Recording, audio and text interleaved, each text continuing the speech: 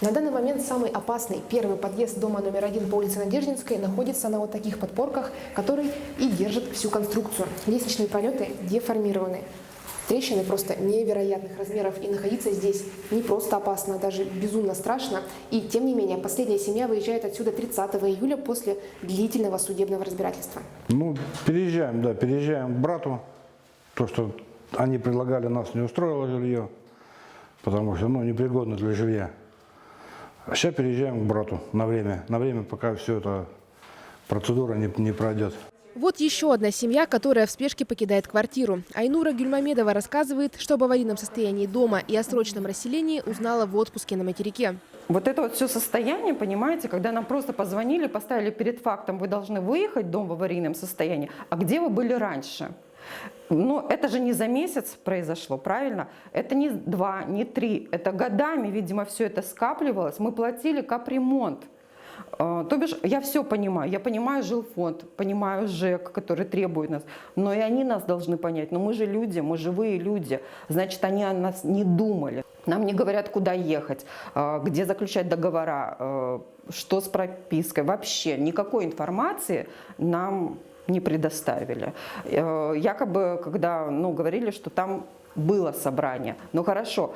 Но не все же были на этом собрании. Люди были в отпусках. Вот мы прилетели, мы пришли к вам, и вы нам полную информацию не предоставили. Временное жилье, которое получила семья, непригодно для жизни с ребенком, говорит девушка. Поэтому перед новосельем решено сделать ремонт. А сейчас семья живет у своих знакомых, оплачивая лишь потребленные энергоресурсы.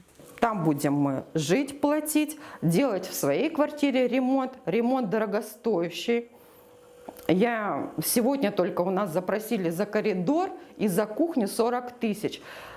40 тысяч, да, в наше время кто-то скажет, это не деньги. Но для людей, которые только приехали с отпуска, не успели выйти еще на работу, не заработали этих денег, это большие деньги, учитывая, что туда большие вложения. Ванна, туалет еще нам не посчитали. Там сказали, намного больше будет. Сейчас мы ждем, пока трубы поменяют. Мы не можем начать ремонт, пока нам аварийка или кто там все это не произведет. Я знаю, что пока мы здесь, еще нам сказали, мы эту квартиру должны будем все оплатить.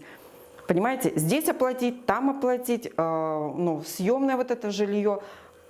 И никакой помощи нет. Семья будет жить здесь, пока не завершится процедура изъятия земельного участка, на котором стоит дом по Надеждинской 1 для муниципальных нужд. Затем заработает система, как с аварийным домом на Московской. Задача первоначально была покинуть опасное жилое помещение. По деньгам, по жилым помещениям спорить будем дальше.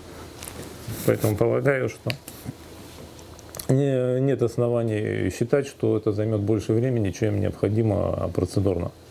То есть мы заинтересованы, и надеюсь, что граждане тоже заинтересованы получить денежные средства как можно скорее. За квартиры? Да. Угу. Это в случае, если это будет выкуп, там предусмотрена также мена, по мене там процедура будет доплата, либо будет бюджет доплачивать, либо будут граждане доплачивать в зависимости от того, какая будет оценка и какое жилое помещение они хотят себе оставить. Оценка жилых помещений и дальнейшая работа и с вынужденными переселенцами, и с аварийным зданием, по словам представителей управления жилфонда, начнется примерно в конце сентября. Софья Мележик, Вячеслав Матвеев, Алексей Каменев. Новости Северного города.